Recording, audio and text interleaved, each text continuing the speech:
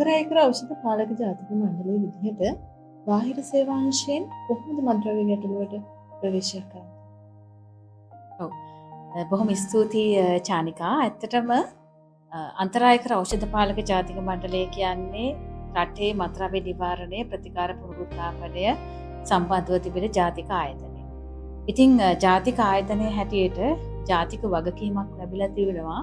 මේ වෙලාවේ රටම එකට ජාතික වැඩසටහනත් එක්ක සම්බන්ධ වෙලා ක්ලීන් ශ්‍රී ලංකා ව්‍යාපෘතියත් එක්ක ඊට සමගාමීව රටේ මත්ද්‍රව්‍ය නිවාරණ ප්‍රතිකාර පුනරුත්ථාපනය සම්බන්ධයෙන් විශාල සේවාවන් රාශියක් ක්‍රියාත්මක කිරීමට සහ ක්‍රියාත්මක කරමින් පවතිනවා.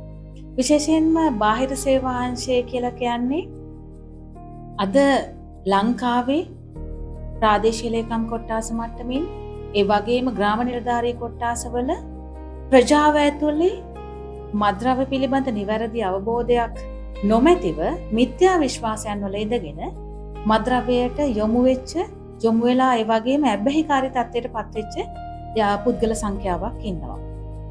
මේ පුද්ගල සංඛ්‍යාව ඇත්තටම මේකේ විශාල ප්‍රතිශතයක් මෙහි සැබෑ ස්වභාවය එහෙම නැත්නම් සැබෑ ස්වરૂපය පිළිබඳව අවබෝධයක් නොමැතිව තමයි මේ සඳහා යොමු වීම සිද්ධ වෙලා තිබෙන්නේ.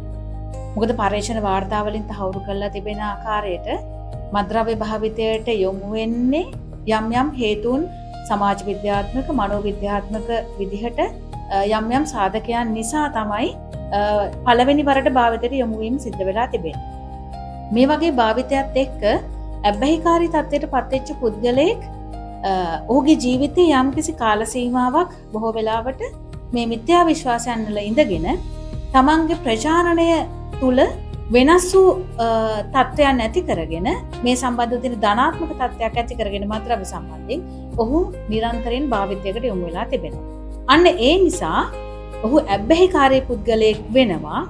ඇබ්බැහි වුණාට පස්සේ මේ පුද්ගලයාට තමන්ට තනියම මේකෙන් නිදහස් වෙන්න බැරි තත්ත්වයක් ගොඩක් අයට ඇති වෙලා තිබෙනවා. මොකද මේ විශේෂ ශ්‍රේණියේ ඉන්න අය විදිහට අපිට නිතරම ලැබෙන අත්දැකීම් තිබෙන්නේ ඒ වගේ ස්වභාවයක්. අන්න එහෙම ඇබ්බැහි වෙලා ඉන්නවා. නමුත් ඔහුට නැවත රිකවරි එකක් ඇති කරගන්න. එහෙම නැත්නම් භාවිතයෙන් නිදහස් වෙන්න තමයි තනියෙන් හැකියාවක් ලැබෙන්නේ නැති අවස්ථා තිබෙනවා. අන්න ඒ නිසා එහෙම නොහැකි අයට එහෙම පුද්ගලයන්ට අන්තරායකර ඖෂධ පාලක ජාතික මණ්ඩලයේ බාහිර සේවාංශයේ මේ මත්ද්‍රව්‍ය ප්‍රතිකාරයට යොමු වෙන්න අභිප්‍රේරණය කිරීමක් අපේ නිලධාරීන් හරහා සිද්ධ වෙනවා. ඒ වගේ පුද්ගලයෝ හඳුනා ගන්නවා. ඒ වගේම හඳුනාගෙන ඒගොල්ලන් ප්‍රතිකාරයට යොමු කරගන්න අවශ්‍ය මඟ පෙන්වීම කරනවා. ඒ වගේම ප්‍රතිකාරය යම්කිසි කාල සීමාවක් ප්‍රතිකාරයේ ඉඳලා නැවත සමාජගත වීමට අවශ්‍ය මඟ පෙන්වීම සහ අවශ්‍ය උපදෙස් ලබා දීම බාහිර සේවාංශය මගින් සිද්ධ කරනවා ප්‍රධාන වශයෙන්.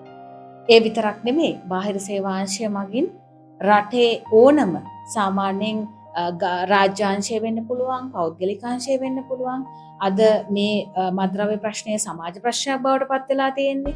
මේ සමාජ ප්‍රශ්නයත් එක්ක එක පුද්ගල කණ්ඩායම්, එහෙම නැත්නම් ඉලක්ක කණ්ඩායම්, ආයතන මට්ටමින් මේකේ නිවැරදි නිවාරණ පණිවුඩය සමාජගත කරන්නත් අපේ කණ්ඩායම කටයුතු කරනු ලබනවා. විශේෂයෙන්ම මේ වෙලාවේ මතක් කරන්න ඕනි අන්තරායකර ඖෂධ පාලක ජාතික මණ්ඩලයේ බාහිර සේවාංශයේ නිලධාරීන් දිස්ත්‍රික්ක මට්ටමින් ප්‍රාදේශීය ලේකම් කොට්ටාස මට්ටමින් දීප ව්‍යාප්ත වෙලා ඉන්නවා. ඕනෑම ප්‍රදේශයක මේ වෙලාවේ අපි කියන්න කැමති ලංකාවේ ඕනෑම ප්‍රදේශයක ඕනෑම ගමක පුද්ගලයෙක් ඉන්නවා නම් මත්ද්‍රව්‍ය භාවිතයට යොමු වෙච්ච කෙනෙක්, ඒ වගේම මත්ද්‍රව්‍ය භාවිතයට යොමු වුණා විතරක් නෙමෙයි ඔහු නිසා වින්දිතයින් බවට පත්වෙච්ච කණ්ඩායමක සමාජය ඇතුළේ ඉන්නවා. ඒ කියන්නේ පවුලේ අම්මා තාත්තා වෙන්න පුළුවන්, බිරිඳ වෙන්න පුළුවන්, පවුලේ සමාජිකයන් වෙන්න පුළුවන්. ඕනෑම කෙනෙක් මත්ද්‍රව්‍ය භාවිත කරන පුද්ගලයා වගේම තමයි වින්දිතයින් බවට පත්වෙච්ච ලොකු කණ්ඩායමකුත් ඉන්නවා සමාජයේ. අන්නේ කණ්ඩායම් දෙකටම අපි මේ වෙලාවේ ආරාධනා කරනවා.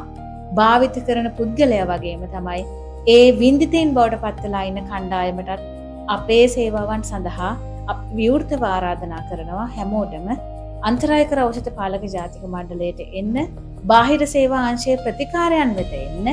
ඔබට සමහර වෙලාවට මධ්‍යස්ථානගත වෙන්න අවශ්‍ය නොවෙන්න පුළුවන්. මධ්‍යස්ථානගත වීමම අවශ්‍ය වෙන්නේ නැහැ.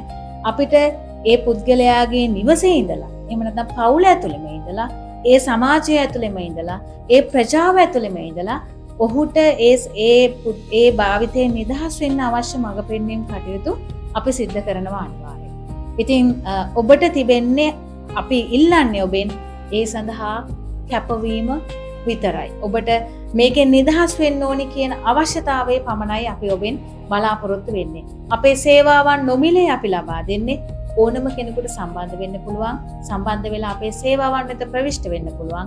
ප්‍රවිෂ්ඨ වෙලා ඔබට වැරදුණු ජීවිතය යලි නගා සිටව ගන්න අපි ඔබට අත්ලක් වෙනවා අනිවාර්යයෙන්.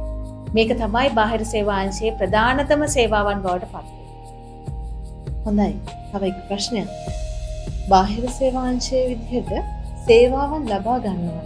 කොහොමද අපි සේවාවන් ලබා ගන්නේ? මොන වගේ අංශ වලින්ද අපිට සේවාව සපයා ගන්න පුළුවන්කම ලැබෙන්නේ? ඔබ වහන් ඉන්න එක ඒ ගැන චිත්‍ර. ඕචානිකා. ඇත්තටම අන්තරායකර ඖෂධ පාලක ජාතික මණ්ඩලයේ බාහිර සේවා අංශයේ මගින් කරන සේවාවන් අපේ ගොඩක් වෙලාවට මේ වෙලාවේ ප්‍රජාපාදක ප්‍රතිකාර ක්‍රමවේදය ඔස්සේ තමයි අපේ සේවාවන් දීපව්‍යාප්ත කරන්නේ.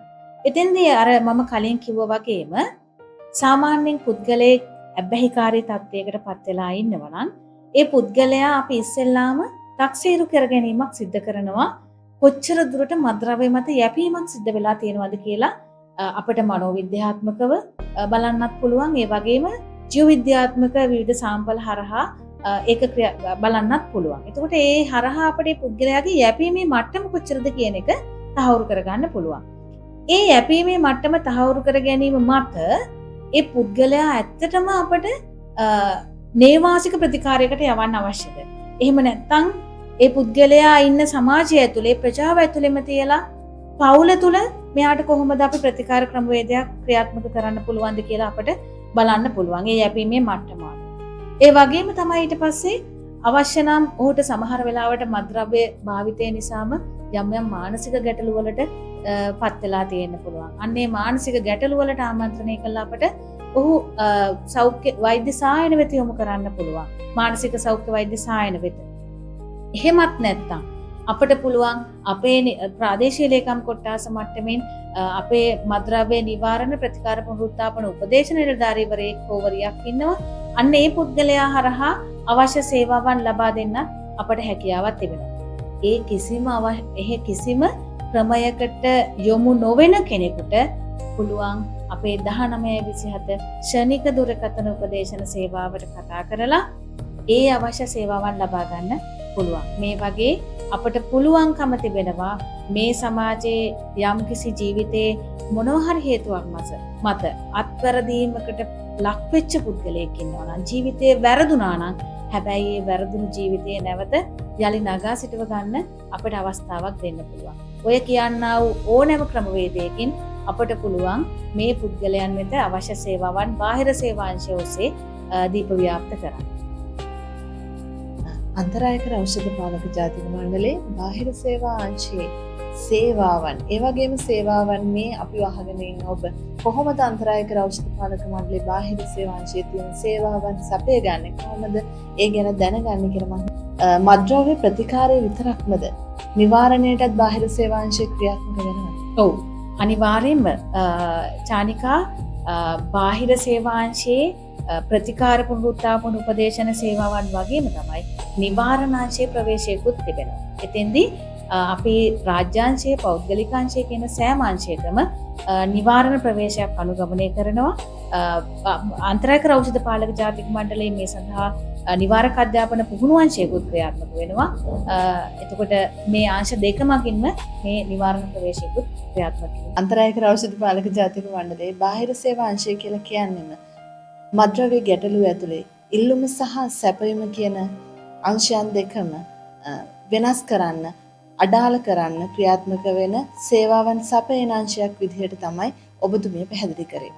ඒ අතරේ සේවාවන් සපය ගන්න මද්ද්‍රව්‍ය වලට ඇබ්බැහි වෙච්ච, ලොල් වෙච්ච, කැමැත් ආශාවෙන් ඉන්න ඕනම පුද්ගලයෙක් තමන්ගේ ආශාවෙන් මිදෙන්න, ඇබ්බැහියෙන් මිදෙන්න බාහිර සේවා අංශය වෙත පියවර මනින්න. ඒ වගේම දිස්ත්‍රික් ලේකම් කාර්යාලවල, ප්‍රාදේශීය ලේකම් කාර්යාලවල ඉන්න මද්‍රව්‍ය නිවාරණ ප්‍රතිකාර හා පුනරුත්ථාපන නිලධාරීන් හා සම්බන්ධ වෙන්න 1927 1927 දුරකථන අංකය ඔස්සේ බාහිර සේවා අංශය වෙත ඔබත් එකතු වෙන්න ආරාධනා කරනවා.